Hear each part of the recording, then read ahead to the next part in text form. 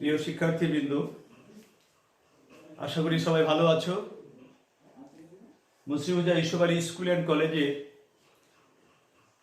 নবম শ্রেণীর পদার্থ বিজ্ঞান ক্লাসে আমি মোহাম্মদ আব্দুল করিম তোমাদের স্বাগত জানাচ্ছি। আশা করি তোমরা খাতা কলম নিয়ে বসেছ, কারণ প্রতিটি ক্লাস খাতা কলম নিয়ে বসতে হবে এবং প্রয়োজনীয় যে সমস্ত তথ্য এখানে দেয়া হবে সেগুলো নোট করে নিতে হবে আর মনোযোগ দিয়ে ক্লাসটি দেখতে হবে। প্রিয় শিক্ষার্থীরা, আজকে আমি পদার্থ বিজ্ঞানের অষ্টম অধ্যায়ে একটি চমৎকার বিষয় নিয়ে আলোচনা করব। আমরা প্রত্যেকেই এই বিষয়টিতে কম বেশি পরিচিত। আয়নায় আমরা ছবি দেখি না, এরকম মানুষ আমার মনে হয় খুঁজে পাওয়া যাবে না। তোমরা সবাই আজকে এখানে এসেছো, সব আয়নায় ছবি দেখে এসেছো, নিজের চেহারাটা আয়নায় দেখো। এখন প্রশ্ন হলো, এই আয়নাতে যে ছবিটা তুমি তোমার দেখো, এই ছবিটার নাম কি জানা আছে? হ্যাঁ, এই ছবিটা হচ্ছে আমার প্রতিবিম্ব। অর্থাৎ কোনো স্বচ্ছ প্রতিফলকে সামনে দাঁড়ালে যে চিত্র এর মধ্যে দেখা যায় সবটাই হলো এর প্রতিবিম্ব। তা আজকে আমরা একটি দর্পণের সামনে যখন আমরা দাঁড়াই বা দর্পণের সামনে যে সমস্ত প্রতিবিম্ব তৈরি হয়, গঠিত হয়, সেই প্রতিবিম্বটার অবস্থান কোথায়, আমরা এই বিষয়ে আজকে আলোচনা করব। আজকে আমাদের আলোচনার বিষয়বস্তু হচ্ছে প্রতিবিম্বের অবস্থান।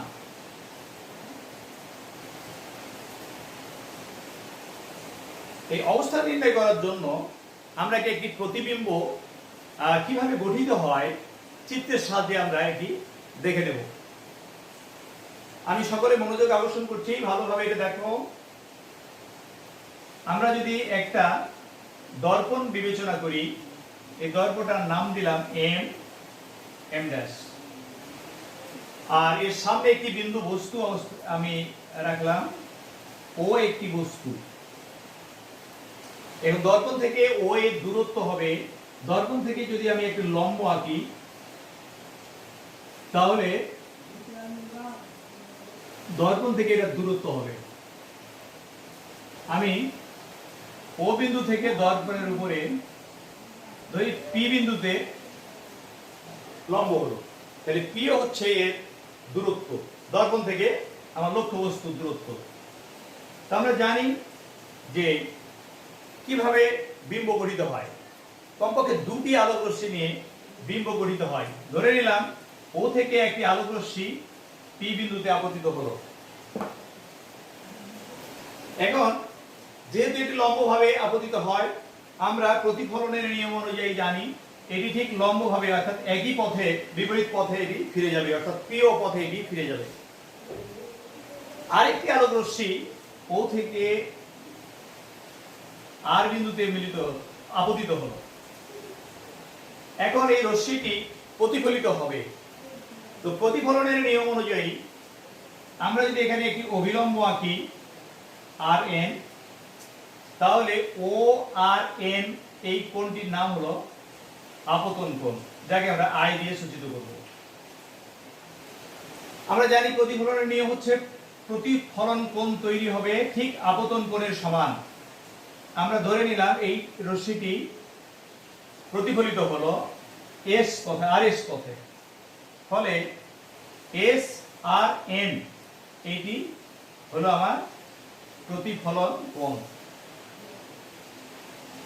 এখন প্রতিবিম্ব সৃষ্টির শর্ত হচ্ছে যে হয় এই দুটি আলোক রশ্মি, আপতিত আলোক রশ্মি প্রতিফলিত হওয়ার পর সরাসরি মিলিত হবে, অথবা কোন একটি বিন্দু থেকে আসছে বলে মনে হবে। অর্থাৎ এই দুটি আলোক রশ্মি যে কোনো একদিকে দর্পণের সামনে অথবা পিছনে মিলিত হতে হবে, মিলিত স্থানেই ও বিন্দুর প্রতিবিম্ব তৈরি হবে। আমরা যদি লক্ষ্য করি প্রতিফলিত রশ্মি দুটি, একটি হলো আর এস আর একটি হলো পিও, দেখা যাবে যে এই দুটি আলোক রশ্মি দর্পণে যেই দিকে বস্তু আছে সেই দিকে মিলিত হওয়ার কোনো সম্ভাবনা নেই, ধীরে ধীরে দূরে সরে যাচ্ছে, ধীরে ধীরে দূরে সরে যাচ্ছে। তাহলে এদের মিলিত হওয়ার একটি সম্ভাবনা হলো এই রশ্মি দুটিকে, প্রতিফলিত রশ্মি দুটিকে পিছনের দিকে আমরা বর্ধিত করি। পিছনের দিকে বর্ধিত করলে এই রশ্মিটি আমার এই পথে যাবে, এই পথে যাবে। আর এস আর রশ্মি এইটা পিছনে দিয়ে বর্ধিত করে, আর এস কে যদি আমি পিছনে দিয়ে বর্ধিত করি তাহলে এটি এই পথে যাবে।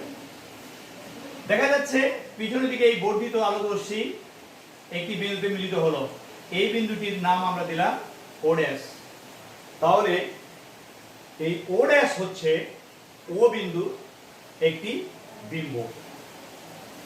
বিম্বের প্রকৃতি অনুযায়ী যেহেতু প্রতিফলিত রশ্মি দুটি সরাসরি মিলিত হয় নাই, অতএব এই বিন্দুটি, এই বিম্বটি কিন্তু ও বিন্দুর অসৎ বিম্ব, অবাস্তব বিম্ব তৈরি হলো। এই অবাস্তব বিম্বটি দর্পণ থেকে ও ড্যাশ পি এই দূরত্বে অবস্থান করছে। আজকের বিষয়বস্তু হচ্ছে, আমাদের দেখার বিষয় হচ্ছে দর্পণ থেকে বস্তুর দূরত্ব এবং দর্পণ থেকে বিম্বের দূরত্ব কতটুকু, এই দুইয়ের মধ্যে যে সম্পর্ক সেটি আমরা এখন দেখে নেব। লক্ষ্য করি, জ্যামিতিক জ্ঞান প্রয়োগ করে এই সম্পর্কটি খুব সহজেই আমরা বের করতে পারি। আমরা এই চিত্রে দেখতে পাচ্ছি যে দর্পণ এম ড্যাশের উপরে পিও এবং আর এন এই দুটি রেখা দুটি হচ্ছে এই দর্পণের উপরে লম্ব। যেহেতু দুটি লম্ব, অতএব এই দুটি সমান্তরাল। আর যদি এই পিও সমান্তরাল আর এন হয় আর ও আর এখানে ছেদক, ও আর ছেদক, ও আর ছেদক, অতএব দুটি সমান্তরাল সরলরেখায় একটি ছেদক থাকে, তো ছেদকে অনুরূপ কোণ এবং একান্তর কোণ তৈরি হয়। দেখতে পাচ্ছি আমরা এই কোণ আর এই আই কোণ একান্তর কোণ, অতএব এই কোণ দুটি সমান। অর্থাৎ P O R equal to O R N, যাকে আমরা আই দ্বারা সূচিত করছি। আবার পিও এবং আর এন সমান্তরাল, আমরা পুনরায় লিখতে পারি পিও সমান্তরাল আর এন। এবার ও ড্যাশ এস এইটা ছেদক, ও ড্যাশ এস হচ্ছে ছেদক। তাহলে নিয়ম অনুযায়ী আমরা এই কোণটা আর এখানে এই আর কোণ, অর্থাৎ পি ও ড্যাশ আর এবং এন আর এস, এই কোণ দুটি হচ্ছে একই দিক আছে, অনুরূপ কোণ, সুতরাং এই দুটিও সমান হবে। এখানে P O dash R equal to অনুরূপ কোণ হবে এন আর এস, এটা আর। এখন যেহেতু এই আর এবং আই একটি আপতন কোণ, একটি প্রতিফলন কোণ, এই দুটি কিন্তু সমান। যেহেতু আই আর আর সমান, অতএব আই সমান আর।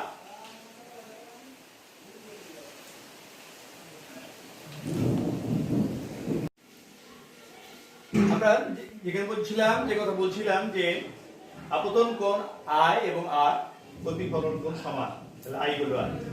ফলে এই কোণটি আর এই কোণটি হবে সমান, অর্থাৎ পি ও আর, অতএব পি ও আর এইটা equal to P O dash R, P O dash R, এই কোণ সমান। লক্ষ্য করি যে এই দুটি ত্রিভুজে পি ও ড্যাশ আর এবং আর ও পি, এই দুটি ত্রিভুজে এইটা ছিল লম্ব, আর এর বিপরীত দিকে আমরা পিও ছিল লম্ব আর পি ও ড্যাশ বিপরীত দিকে বর্ধিত করেছি, ফলে এইটাও লম্ব। তাহলে দুটি কোণ হলো সমকোণ অর্থাৎ সমান। আর অবশিষ্ট এই কোণটি আর এই কোণটি সমান। দেখতে পাচ্ছি যে একটা ত্রিভুজে, দুটি ত্রিভুজের মধ্যে দুটি করে কোণ সমান। তো দুইটি ত্রিভুজের মধ্যে যদি দুটি করে কোণ সমান হয়ে যায়, তাহলে তৃতীয় কোণটি অবশ্যই সমান হয়ে যায়। অর্থাৎ এই কোণটি আর এই কোণটি, পি আর ও ড্যাশ এবং পি আর ও, এই কোণ দুটি সমান হয়ে গেল। এখন ত্রিভুজের সর্বসমতায় আমরা জানি যে দুটি ত্রিভুজের মধ্যে দুটি করে কোণ সমান যদি হয়, 90 ডিগ্রি এবং 90 ডিগ্রি, আর এই কোণ আর এই কোণ সমান হয়, আর অনুরূপ বাহু যদি একটি সমান হয়ে যায়, দ্যাট ইজ অনুরূপ বাহু এখানে পি আর, পি আর হচ্ছে অনুরূপ বাহু এই ত্রিভুজেরও এই ত্রিভুজেরও একটি সাধারণ বাহু, তাহলে দেখা যাচ্ছে যে দুটি কোণ সমান আর অনুরূপ একটি করে বাহু সমান। তাহলে এই সূত্র থেকে আমরা বলতে পারি ত্রিভুজ দুটি সর্বসম। অর্থাৎ পি ও আর ত্রিভুজ সর্বসম ত্রিভুজ পি ও ড্যাশ আর। ত্রিভুজ দুটি যদি সর্বসম হয়ে যায় তাহলে অনুরূপ বাহু সমান হয়ে যায়। তাহলে এই কোণের বিপরীত বাহু এইটা, আর এই সমান কোণের বিপরীত বাহু এইটা, দ্যাট ইজ পিও এবং পি ও ড্যাশ, এই দুটি সমান হয়ে যায়। অর্থাৎ পিও এবং পি ও ড্যাশ সমান হয়ে যায়। একটু আগে আমরা বলেছিলাম যে দর্পণ থেকে বস্তুর দূরত্ব হলো পিও, আর দর্পণ থেকে বিম্বের দূরত্ব হলো পি ও ড্যাশ, যা এখানে সমান। তাহলে সিদ্ধান্ত হচ্ছে যে দর্পণ থেকে বস্তুর দূরত্ব সমান দর্পণ থেকে বিম্বের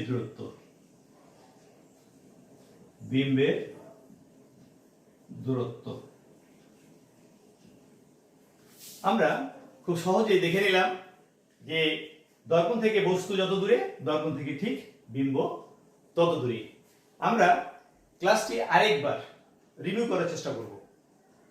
তোমরা সকলেই আরেকবার শুরু থেকে একটু দেখে নিই। আমরা লক্ষ্য করি এখানে এম এম ড্যাশ একটি দর্পণ, এম এম ড্যাশ একটি দর্পণ যার প্রতিফলক পৃষ্ঠের দিকে ও একটি বিন্দু বস্তু।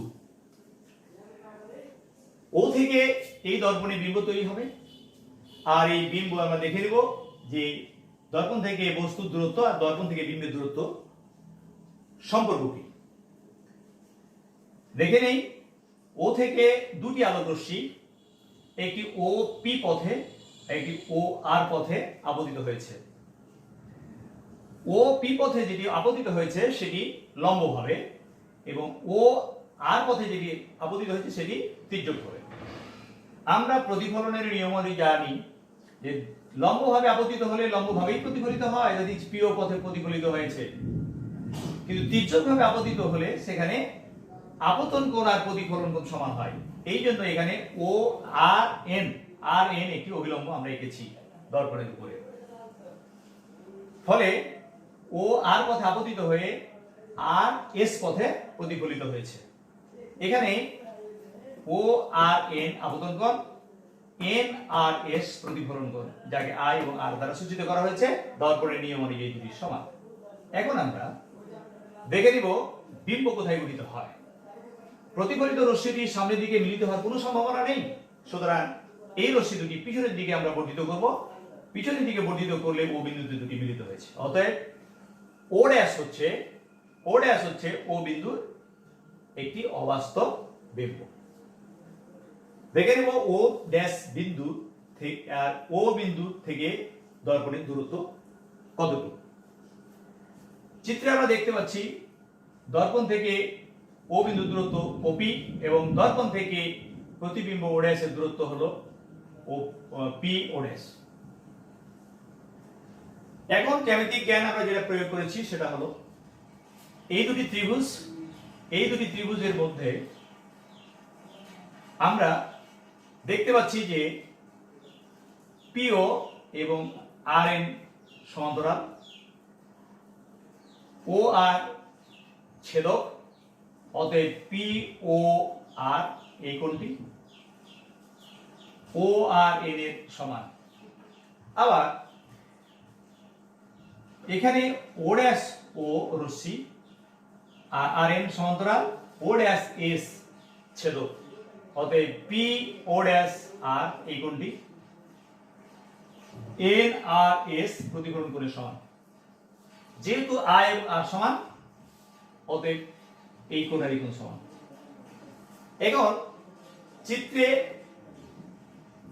পি ও আর ত্রিভুজ এবং পি ও ড্যাশ আর ত্রিভুজের মধ্যে এই দুটি কোণ সমান, উভয় 90 ডিগ্রি, এবং প্রমাণ করলাম এই কোণ আর এই কোণ সমান, অর্থাৎ দুটি কোণের কোণ সমান। কোন ত্রিভুজের যদি দুটি করে কোণ সমান হয়ে যায়, তাহলে তৃতীয় কোণটি অনায়াসি সমান, ধরে নিতে হবে সমান। এটা আর এটা সমান, এইটি আমরা জানি। তাহলে এই ত্রিভুজের তিনটি কোণ ওই ত্রিভুজের তিনটি কোণের সমান, অর্থাৎ ত্রিভুজ দুটি সদৃশ্য বলতে পারি আমরা। সদৃশ্য ত্রিভুজের একটি সাধারণ বাহু আছে পি আর।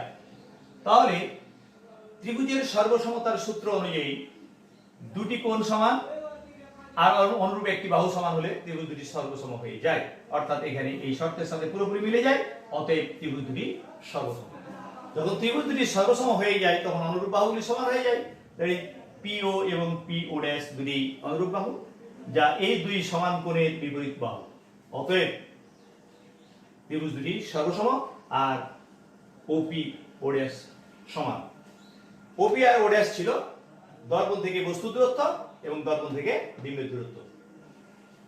তাহলে শিক্ষার্থীরা খুব সহজে আমরা দেখতে পাচ্ছি যে দর্পণ থেকে বস্তু দূরত্ব আর দর্পণ থেকে বিম্বের দূরত্ব পরস্পর সমান। আমরা বিষয়টিকে আরেকবার বাড়িতে দেখব সবাই মিলে, দেখে আমরা এই জিনিসটি যাতে আমরা না ভুলি সেই জন্য বাড়িতে একবার অনুশীলন করলে আর কোনো সমস্যা হওয়ার কথা নাই। যাও, পরবর্তী ক্লাসে আমি সবাইকে আমন্ত্রণ জানাবো পরবর্তী ক্লাস দেখার জন্য। আজকে আমরা এখানেই শেষ করব। আশা করি আমার এই ক্লাসটি ভালোভাবে অনুধাবন করতে পেরেছো। সবাই ভালো থাকো, সুস্থ থাকো, আল্লাহ হাফেজ।